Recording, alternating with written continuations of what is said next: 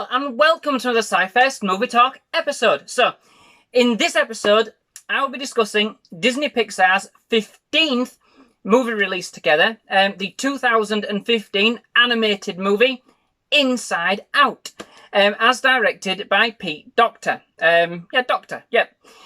Before I begin, I would just like to give an absolutely big, massive shout out to Mr. TARDIS11, who actually suggested this movie for review. This is, in actual fact, it's one of his favourite Pixar movies. So, of course, no pressure, then, of course. Mr. TARDIS11 is another YouTuber, like myself, much better, however, but reviewing a whole range of films and even TV series, certainly Doctor Who. There are some excellent ones on his channel, including a few rants and skits, which are certainly entertaining and definitely worth checking out. I will post a link to Mr. TARDIS11's YouTube channel below, and I will also link to one of his reviews at the end of this video, so stay tuned. He has become a real good friend over these past few months and has offered tremendous support for my channel. We are actually going to be doing a Q&A collaboration in the next few weeks, and so definitely watch this space. But please do, if you haven't already, check out Mr. TARDIS11's YouTube channel. It's fantastic. So, Inside Out then. Yes, it's a film with a very interesting concept. It's one I don't think has really been explored in so much depth and detail as it actually is in this movie.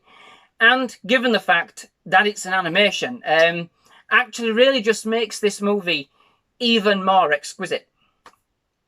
The movie introduces us to Riley. Well, in actual fact, to be more accurate, Riley's emotions, who we see as actual individual, colourful and intriguing characters in the control room of Riley's mind, if you like. At the moment of Riley's birth, Joy is created, as voiced by Amy Fuller, who is extraordinarily upbeat, and as such kind of takes up a leadership role in Riley's life. But her style is soon cramped when she is joined by Riley's other emotions, sadness, as voiced by Phyllis Smith, anger, as voiced by Lewis Black, fear, as voiced by Bill Hader, and disgust, as voiced by Mindy Kaling.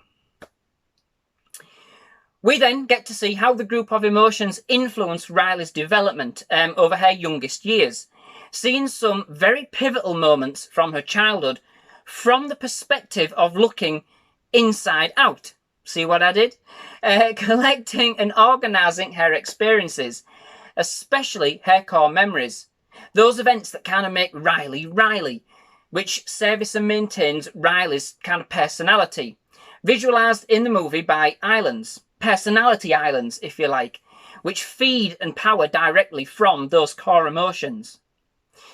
We then catch up with Riley when she's 11, at a pivotal major turning point in her life, after moving to San Francisco from Minnesota with her parents due to her dad's job, I believe, leaving all her friends behind, and basically when nothing at all seems to go right with the move at all, and that's not to mention the broccoli-covered pizzas. Needless to say, the emotions, they're in turmoil, and Joy tries everything she can to make sure Riley stays happy. No matter what Joy does, though, sadness starts to feel an uncontrollable attraction to Riley's core memories, turning them sad in the process.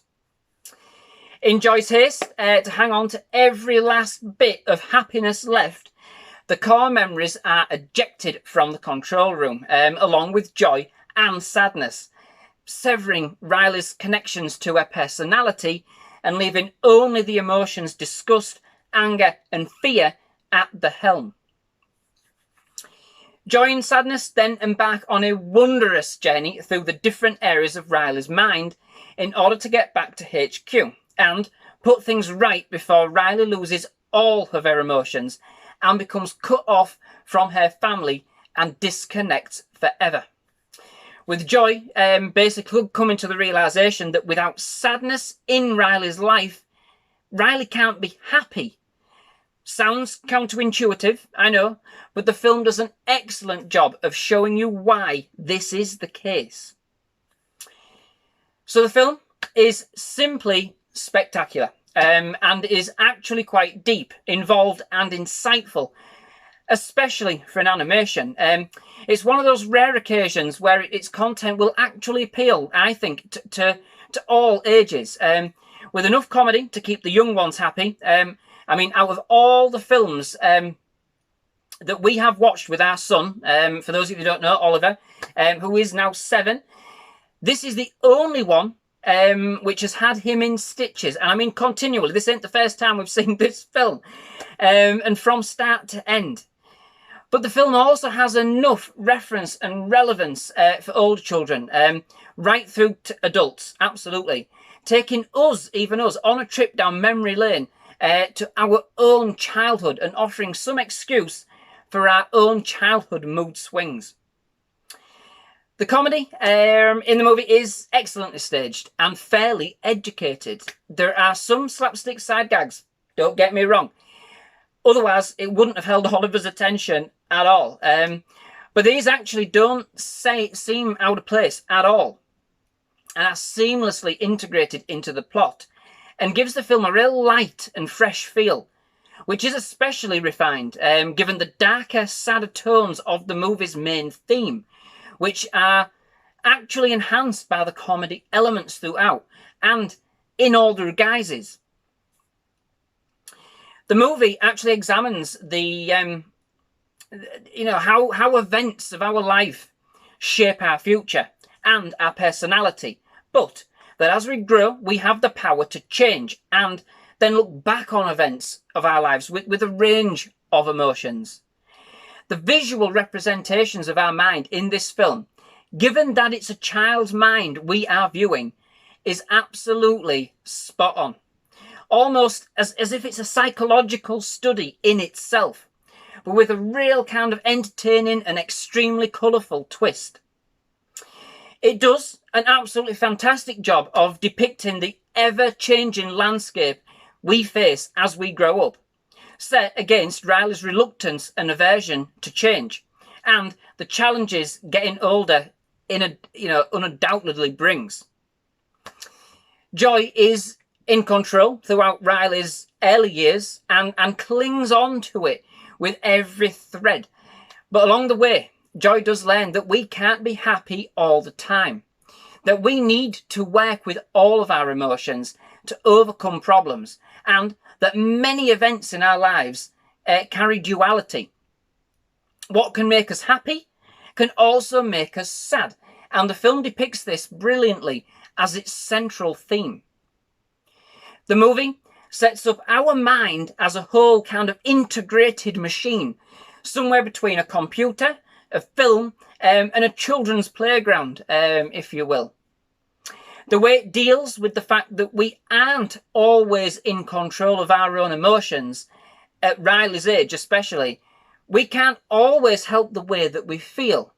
Kind of adding into the mix that around that age, we do start to notice and experience a whole range of emotions, seeing events from a new perspective, and certainly noting that Riley especially is getting to the age where sometimes emotions, especially sadness, can be overpowering. Powering. This will go on the bloopers. You know what I mean. In my opinion, it manages to portray this journey without being condescending or alienating to its target audience, and really provides a heartfelt insight into the turmoil and the inner fight that is experienced in our pre-adolescence. That is often forgotten as we grow older. So the film kind of serves as a real handy reminder to us all, to all us parents, that our children may be going through and dealing with more than we may give them credit for, or even understand at the time. Not that I can actually remember too much about my feelings at that age, but I would suggest that this is an honest and as an accurate description of the conflict of emotions going inside a child's mind than any other film I've seen made, or at least, yeah, any that I've actually seen. It is a real insightful study on the human mind, particularly that of a developing young mind, making the transition from a young child to a pre-adolescent. It certainly plays on some of our childhood fears, moving home, starting a new school, or starting school completely, missing friends, and having, of course, to make new ones. The movie is fantastically animated, and I'm sure I've said in the beginning, but it is just immersed in colour. It is very bright and engaging throughout, and has a real beautiful soundtrack to match. Brought to us again by Michael Giacco. Now, I really aren't deliberately targeting his movies, I promise. Although I think it's getting to the point where maybe I should do a feature on him as a composer. But anyway, yeah, the whole thing is very, very wondrous and expertly crafted to provide a very thought-provoking film that I believe may actually help some families engage with each other, opening a channel for discussion and dialogue for emotions that may otherwise be bottled up. It does get even more interesting when we get a glimpse at the emotions inside Riley's parents' heads. And although they're not aware of the emotions in each other's minds, it's great to see how each reacts to the other. Especially when Riley and her dad kind of get into an argument, and then we see the two angers go into war. Simply excellent. It was interesting when we did see into the minds of Riley's parents just kind of who was perceived to be in charge. It seemed to be anger was the primary in Riley's dad's head, and sadness in her mum's. But it was clearly shown that in each, the emotions were working much more in unison than the emotions in Riley's mind. Something that, of course, comes with age. All the characters are honestly excellent and make this film what it is. Pixar have concentrated on getting many aspects right here and have certainly developed a series of characters, not only the emotions, but others too, which are fully believable for what they are. And we do meet some excellent characters from Riley's inner workings along the way. None so much as Bing Bong, as voiced by Richard Kind, Riley's old imaginary friend, who's been hiding out in the archives in fear of getting forgotten. Together with joy and sadness, he gets to go on one last adventure through abstract thought and into Riley's imagination land, which are both fantastic pieces within the film, especially abstract thought. So, overall, this was an absolutely exquisite movie, all told, with some fantastic characters, comedy, and a really insightful and meaningful story that has true appeal for audiences of all ages. It deals with a number of sensitive topics that many of us may have experienced during our younger years, but handles these feelings with respect and a light-hearted viewpoint that will not only delight, but will also make you think, and perhaps even offer potential insight into the turmoil and fight with going on with what's been going on with our younger years and our children and early teens. So that brings me to the end of this episode. Many thanks for watching. I do hope you've enjoyed it. If you have, please leave a like. Please do hit that subscribe button for more movie reviews, more trailer reactions, and other movie-related episodes. But most of all, yes, we've loved having you. Thank you for watching. We do hope to see you again at SciFirst MovieTalk. But yes, thank you for watching. Goodbye.